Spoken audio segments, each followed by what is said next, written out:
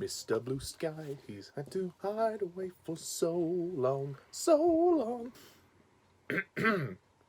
Elton, Jackie, I've got the pizza. I went in your jacket earlier, and do you know what I found? 3 guesses it wasn't the lollipop that I got from the dentist earlier. No. Guess again. Okay, what was it? Was it seasoning for this pizza? No. Again. You know, this pizza's really getting cold. We really should go inside. I'll tell you, shall I? I found a picture of my daughter! What are you? Some kind of pervert? Okay. There's been some big misunderstanding. You see, I'm working for this guy that absorbs people, and he's looking for the doctor, and it's just a job. I'm not perving on her or anything. You expect me to believe that pack of lies? Whoa, hang on. You invited me into your house, you started to hit on me, and you poured wine all over my shirt, so, you know, technically, we wouldn't really be in this mess if it wasn't for you. Well, let me tell you something about those who get left behind, because it's hard, and I will protect the Doctor and Rose. I will protect them until the day I die. Oh, Jackie, I got pizza all over me. Oh, if you ever come near me again, I will kill you.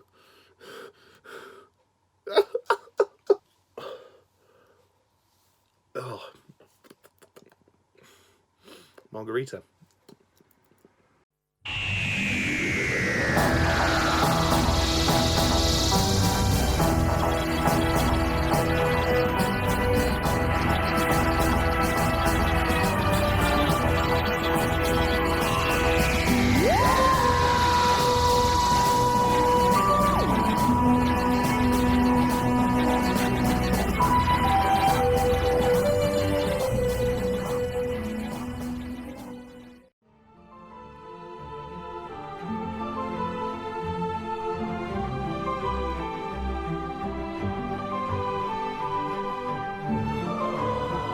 You've doubled with aliens. Now meet the genuine article. Hello, Whovians, and welcome to my latest Doctor Who review, where today I review Love and Monsters, the 10th episode of the second series of the new series of Doctor Who, and stars David Tennant as the 10th Doctor. In brief. So, Love and Monsters, this is a very controversial story. A lot of people hate this story. A lot of people despise it. Some people even go as far as to say it is the worst of the Russell T Davies era. I get it. I get why people hate this story. But I'll go into my opinion in just a sec. The basic plot of this story is as follows. An ordinary man becomes obsessed with the Doctor and Rose and uncovers a world of living nightmares. Okay, Love and Monsters. I hate to say this. Well, actually, I don't hate to say it because it's my opinion. I just think Love and Monsters, it's okay. No, oh, come on, no. Okay, look, hear me out. I don't think Love and Monsters is the piece of shit that people say it is. It's not great. Definitely one of the weakest of the series. But I do actually kind of like the idea of this story.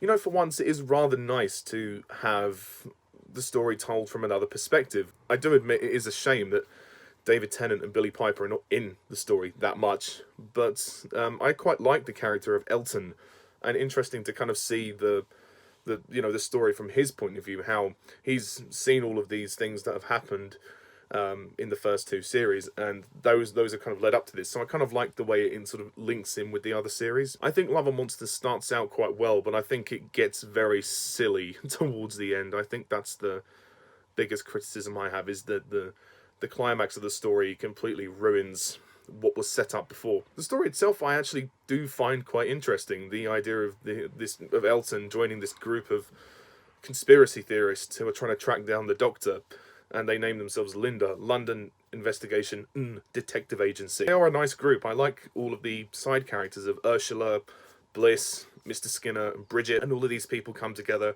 at first to find the Doctor. I suppose the story has a good message in the sense that Elton realises that, you know, getting closer to the Doctor means putting everybody around him in more danger and his own life in danger. Elton realises that whilst it's wonderful to meet the Doctor, sometimes it's more trouble than it's worth.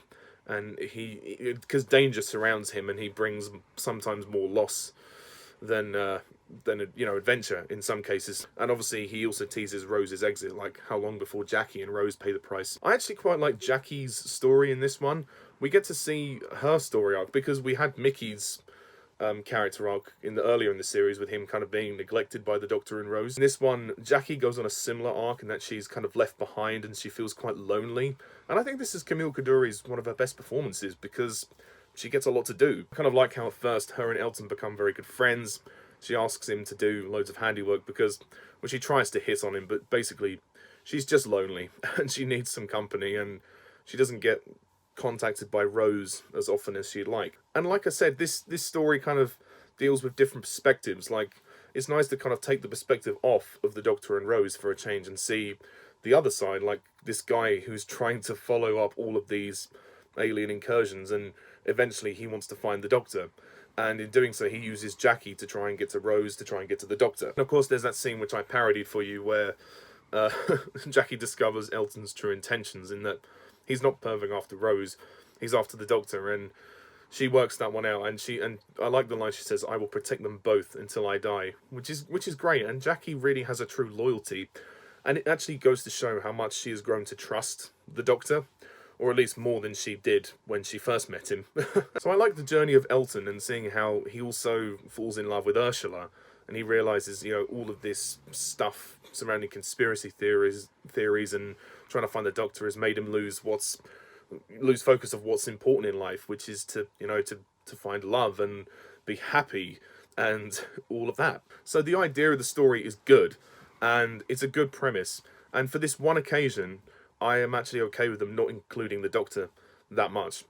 Normally, yes, I prefer stories where the Doctor is heavily involved, but on this occasion, because the idea is good, I like it. For me, what ruins this episode is the third act. The third act is, well, terrible, unfortunately. The Absorbaloff, I'll say this, good on the kid for winning the competition. Good on him. But it does come across as incredibly silly, and in this case maybe too silly. I mean, the idea that he kind of just absorbs people is good, and obviously he wants to absorb the Doctor for all the knowledge and experience that he's had, and so he infiltrates Linda, posing as this guy called Victor Kennedy. He takes over the group and he tries to continue their pursuit of the Doctor on a much more vigorous route. Peter Kay is very good in the role. I actually quite like Peter Kay in this story. I think he's actually he performs it very well. He plays Victor Kennedy with a Southern English accent, and then he changes to his Northern accent when he reveals himself. The design of the Absorbaloff is a bit weird, though. I can't deny I'm not really keen on it. The fact that he's got this big wad of hair on his back and he wears these Speedo swimming trunks. But basically, that's what it looks like. And he's quite big and he's overweight. He's this kind of green thing. He almost looks like a sort of real-life version of Shrek, if Shrek was merged with an alien. It's kind of weird. And I think the story just becomes incredibly goofy as it goes on towards its climax. It's kind of sad in a way to see Ursula get absorbed and see Elton kind of lose the love of his life and lose all of his friends, which is sad. But then when the climax happens, literally they sort of push their way and make him explode, and they smash the cane. And then we think Elton has lost everything, and then the Doctor manages to revive Ursula into a pavement slab. Okay, I know what you're going to say. Everybody hates this scene when Ursula reappears at the end as a pavement slab, and yeah, not even I can defend that. That is just ridiculous. I mean, I love Russell T Davies for what he did with Doctor Who, but this is one particular moment where I think he just went too far. This is meant to be a family show, and this sort of sexual innuendo references at the end with Elton and Ursula in regards to that, we kind of have a love life. Oh, that's disgusting, man. I mean, her face is on a pavement slab. That's all she is. It would have been better and kinder just to kind of leave her dead, I think. Because what life can you have? She's just going to be stuck on a pavement slab. It's going to be so boring. And also, yeah, I just think they should have with the ending, they should have left that bit out, not tacked the bit on with the pavement slab, and just had her be left for dead, and that sort of made Elton realise, oh, this is what life with the Doctor does. It destroys you. So I think, to be honest, it also contradicts the ending. The fact that Elton realised that his pursuit of the Doctor cost him all of his friends and his girlfriend, basically. So I think the story gets totally muddled towards the end. Also, The Doctor and Rose, well, David Tennant is good in the story when he's actually there. I mean, he's got a few scenes in it. And then we have Rose. Billie Piper as Rose. Yeah, she has that, well, famous line when she comes out and says, "You upset my mum. Nobody upsets my mum." So, yeah. I don't like that line of Rose. I think that's a bit bitchy. I mean, and Elton's right. Yeah, there's a fucking alien thing standing next to him, and you're going to have a go at him then and there. It's like the Doctor says in The Idiot's Lantern, the domestic approach. And at the end of the day, Jackie was the one who kind of hit on Elton. I mean, I understand why, because she was lonely, but still, that's I think Jackie has part of a blame in this. The opening part of this episode is interesting. It's a little silly when the Doctor and Rose are doing their sort of Scooby-Doo chase back and forth, but I don't mind it so much. But the only thing that bothers me about that is when the Doctor says, "Hold on, don't I know you?" And like seriously, he was there when Elton's mother died, and Elton was a boy, like he was a toddler. How the hell does the Doctor remember Elton? That's just unbelievable. I don't get that. And in the end, we find out that the Doctor was trying to defeat some kind of shadow in Elton's house, and he couldn't save his mother. So that was kind of sad. And there's a lovely little montage at the end with his mother, and we see an image of him standing there as a boy and his mum sort of leaving and fading away. And I thought that was a lovely kind of metaphorical sort of ending, like Elton letting go of the sort of, you know, the incident and his mother's death. So I do like Elton's journey as a character, and he's very well played by Marc Warren. Really do like Shirley Henderson as Ursula. I think Ursula's a very good character. And actually all the Linda group, as I mentioned, they are very entertaining people to watch. And for this one episode, it's nice to see, like I said, a different perspective. And the music by Murray Gold is also very good. And there are some funny parts to it. And there's also nice use of other music, like the Electric Light Orchestra, like Mr. Blue Sky plays and "Don't Bring Me Down," Gross, which is very good. But I would be lying if I said Love and Monsters wasn't heavily flawed. It is heavily flawed, and sadly the ending really does ruin it for me. It just comes off as very goofy and silly, which started out as a pretty decent story, ended up becoming a mess and becoming silly. I think the script by Russell it's not his best script, to be honest. Now, I don't mind for this occasion the Doctor not being in it much, but maybe it would have helped. It does kind of hurt the story a bit. I mean, he's there in various little pieces, but yeah, it's a shame. But like I said, it's a good idea, and I like that they touched on Jackie as well. The Absorbaloff, well, maybe less said about that the better. It's the very end with the whole pavement slab thing, which is just weird. The episode is kind of filmed in like sort of a documentary fashion, which is interesting. Like Elton is telling the story of his adventures as the episode is going on. We are seeing various bits and pieces, you know, dramatized, but he has a video camera and he's filming himself, and it kind of allows us to get to know him a bit better as well, which I do appreciate. And the nods back to the previous stories are appreciated. But on an overall score, I'd have to give Love and Monsters, I'm gonna have to give it a 5 out of 10.